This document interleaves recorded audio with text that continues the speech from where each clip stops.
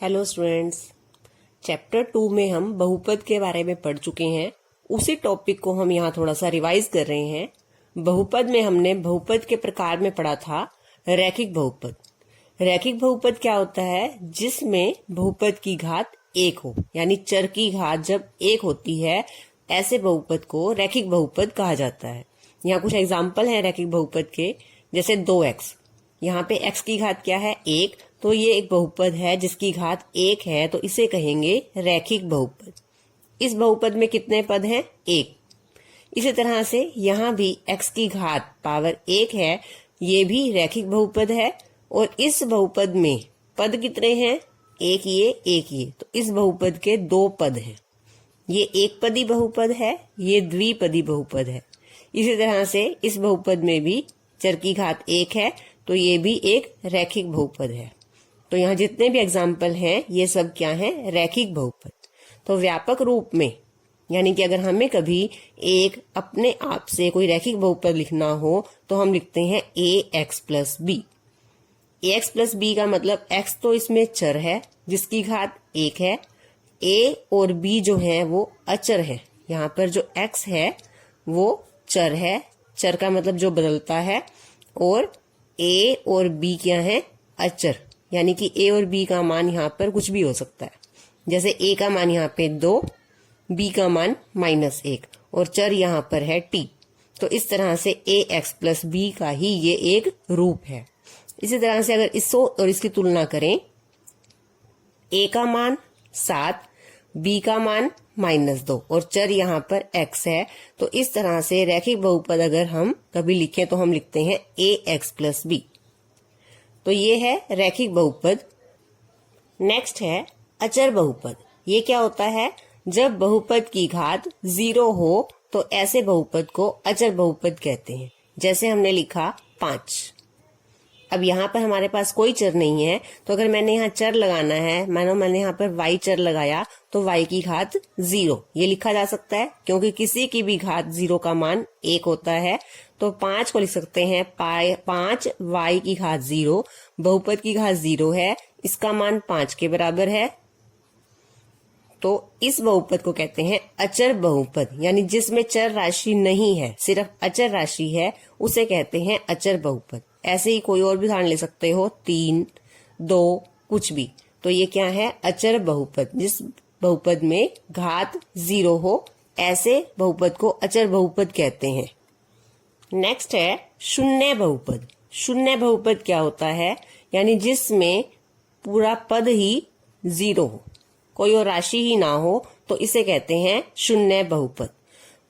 तो इस तरह से हमने अब पढ़ा है रैखिक बहुपद, अचर बहुपद, शून्य बहुपद, और हम द्विघात बहुपद, त्रिघात बहुपद भी पढ़ चुके हैं। बहुपद को लिखा जाता है इस तरह से कि जिस तरह से इसमें चर x है, तो इसे इस तरह से लिखा जाएगा px, यानी कि पोलिनोमियल इन x में एक बहुपद है 2x।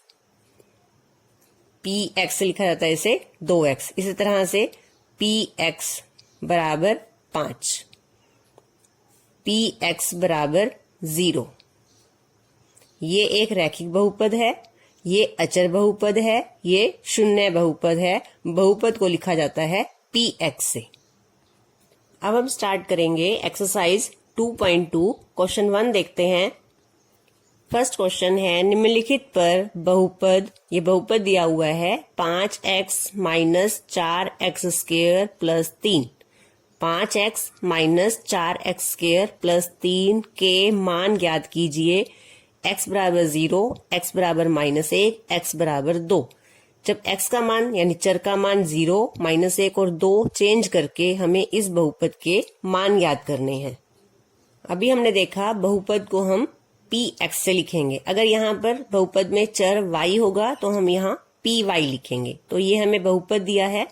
फर्स्ट पार्ट में हमें x बराबर 0, यानी जब बहुपद में x का मान 0 है तो बहुपद का मान ज्ञात करना है। तो यहाँ लिखेंगे हम p0, यानी x की जगह हम क्या रखेंगे? 0। इस पूरे बहुपद में जहां जहां आपको x दिखाई देगा वहां आप 0 पुट करोगे। 5, x का मान 0 माइनस 4, अब ये x का स्क्वायर है तो यह 0 का स्क्वायर हो जाएगा। प्लस 3। ब्रैकेट का मतलब होता है कि यहाँ पे इन दोनों की गुना होगी। 5 की 0 से गुना करेंगे 0, किसी भी संख्या को 0 से मल्टीप्लाई करते हैं तो आंसर क्या आता है 0, माइनस 4। सबसे पहले आप पावर हल करोगे, 0 का स्क्वायर क्या होता है 0, प्लस 3, 0 माइनस 4, ब्रैकेट 0 का मतलब है 4 मल्टीप्लाई 0, मल्टीप्लाई करेंगे तो क्या आएगा 0 प्लस 3।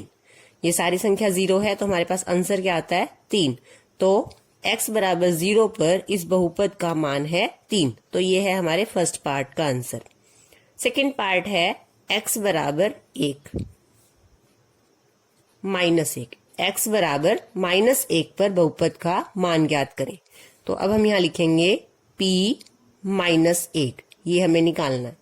px ये है, x का मान हमें रखना है -1, तो ये हो जाएगा p -1। अब इस बहुपद में जहां x है वहां हम -1 पुट करेंगे। 5 x की जगह -1, आगे है -4, फिर आगे x का स्क्वायर है तो हमने क्या करना है -1 का स्क्वायर प्लस 3। हल करेंगे। पिछली वीडियो में हम पूर्णांक की गुना करना सीख चुके हैं। 5 की गुना जब हम -1 से करते हैं, पहले 5 की गुना 1 से करेंगे 5 और निशान लगाएंगे माइनस का, क्योंकि 1 माइनस है। यहाँ पे अभी हमने गुना नहीं करनी जब तक इसके ऊपर पावर लगी हुई है। सबसे पहले पावर को सोल्व करेंगे तो -4 को ऐसे ही लिखे। -1 का स्क्वायर हम पढ़ चुके हैं, क्या आएगा प्लस का 1। किसी भी संख्या का माइनस वाली का स्क्वायर कभी भी माइनस नहीं होता, प्लस में आता है। 1 का स्क्वायर 1। अब गुना करेंगे, ये माइनस का 5 ऐसे ही रहेगा।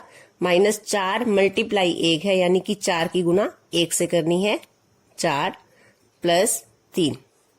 अब हमें देखना है यहाँ पर हमारे पास 3 जो है पूर्णांक हैं, हमें जोड़ घटा कैसे करनी है। सबसे पहले जो एक जैसे निशान है इनको जोड़ लेंगे, ये हो जाएगा -9 प्लस का 3। अब अलग अलग निशान है तो हमें घटाना है। 9 में से 3 घटाएंगे 6, आंसर में निशान लगेगा बड़ी रकम का। पहले हमने -5 और -4 को जोड़ा है, एक जैसे निशान की रकम को जोड़ेंगे 9, आंसर में निशान माइनस का, प्लस का 3 आगे है। ये दोनों अलग अलग निशान के हैं, घटाएंगे 9 में से 3 माइनस करेंगे तो क्या आएगा 6, आंसर में निशान बड़ी रकम का, तो इसका आंसर है -6। थर्ड पार्ट में x बराबर 2 पर बहुपद का मान ज्ञात करना है। तो यहाँ लिखेंगे p2 बराबर, अब जहां पर x है वहां हमें 2 पुट करना है। 5 ब्रैकेट 2 -4, 2 का स्क्वायर प्लस 3। 5 की मल्टीप्लाई 2 से होगी 10, -4, 2 का स्क्वायर होता है 4 प्लस 3। 10 माइनस 4 मल्टीप्लाई 4, 4 मल्टीप्लाई 4 यानी 16 प्लस 3। अब हमें यहाँ देखना है कि हम पहले किसको जोड़ेंगे, जो एक जैसे निशान के हैं। एक जैसे निशान के हैं 10 और 3, ये दोनों प्लस के हैं, इन्हें जोड़ लेंगे। प्लस वाली रकम को जोड़ के आंसर भी प्लस का आता है, माइनस वाली रकम को जोड़ के आंसर माइनस का आता है। दोनों प्लस के थे, जोड़ा तो आंसर आया 13। अभी और क्या है मेरे पास -16। 13 प्लस का 16 माइनस का, अलग अलग निशान की रकमों को घटाएंगे, घटा के आएगा 3। अब आंसर में निशान देखना है बड़ी रकम का, 16 माइनस का है तो आंसर भी माइनस का आएगा, तो आंसर आएगा -3।